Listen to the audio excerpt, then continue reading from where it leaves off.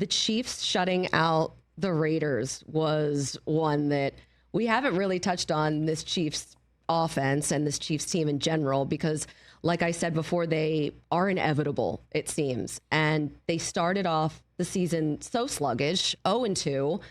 And then they've won 4 of their last 5 games, and they had Xavier Worthy come back, Rashee Rice. They maintained the defense the entire time. And now we're seeing this offense be just as explosive as we're used to seeing in the past. And they have their wide receiver depth, which was something that they just did not have to start the year. Their scoring is up, and that's what happens when you have pass catchers that are healthy. So where are you guys on the Chiefs? Is it like, yeah, this is no problem, they're going to do what they always do and figure it out? Yeah. It's annoying, right? I picked them at the beginning of the season to go to the Super Bowl and got absolutely destroyed online, and yet, I don't know. Good luck. Brockman said, what you say earlier about your division, if they hadn't gotten it by now, it's over because Drake May is going to take over. Mm-hmm.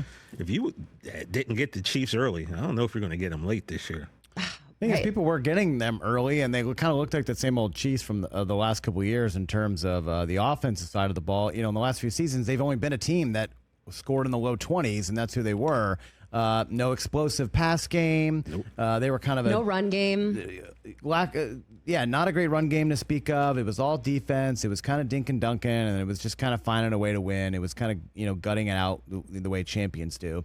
And then in the last 3 weeks. The last few weeks, they've scored, 37, 28, 30, 31. So now the offense is back. The explosive plays are back. We see the immediate connection with Rashee Rice. Look, while I'm sure he'd admit he's lost a step, once a game, Travis Kelce gets like a 40-yard reception. Yeah. And it's like, how does he get lost in your defensive scheme like that? You've seen 87 been doing this for a long time. Xavier Worthy's doing his thing.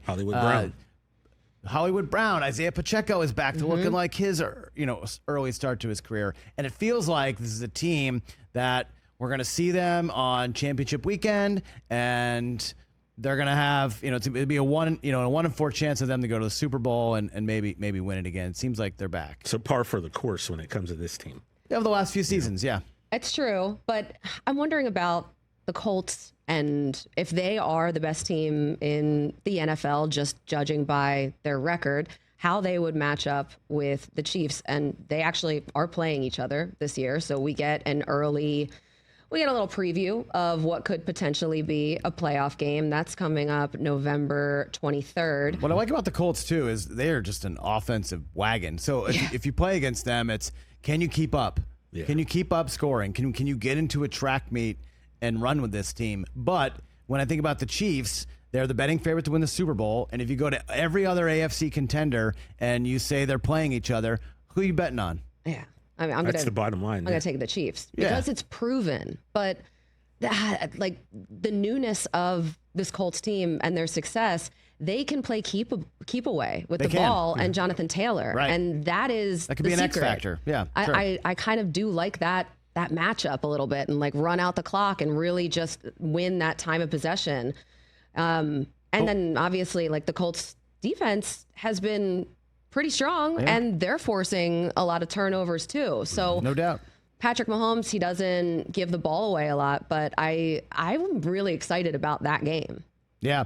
Just look at the Chiefs are 8th in the playoffs right now. So just go to every other team ahead of them. Yes, Jacksonville did beat them a couple weeks ago, but you're really going to take Jacksonville over this KC team? What about the Chargers? They're kind of reeling right now. Buffalo, it just seems like it's the one-man Allen show along with James Cook, right? The Steelers, they're not doing it for me. What about Denver? They're going to score 30 points in the fourth quarter at Arrowhead? Probably not. New England, still a year or two away, even though Drake May can kind of carry this team without a lot of stars around him. So maybe it does come down to Indy and Kansas City for the AFC. in January. That'd be kind of fun. I kind of like that. Yeah. Just something new, a little different maybe. Let's spice things up a bit. And I also said about 2 weeks ago, too. It's kind of cool that after, and again, I said this that time too, not cool after Mr. Irsay passed, but the way his daughters have taken over the team and look at what they're doing right now, kind of silencing a lot of people who had some stuff to say when they'd see them on the sidelines. But now look at them. They're 6-1, and we're talking about them as Super Bowl contenders.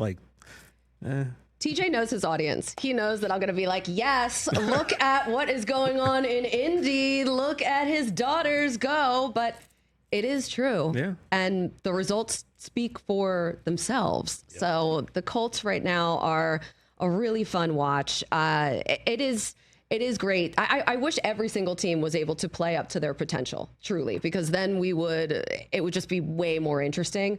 It's nice that Kansas City, their offensive line, is protecting Patrick Mahomes a little bit better now as well. So if we are going to be dealing with Patrick Mahomes through the long haul of the season, then, I want a healthy one. All right. I want everyone to win as best they can. Hey, you made it all the way to the end. Thanks for that. Check us out every single day streaming live on Disney Plus and the ESPN app 12 to 3 Eastern.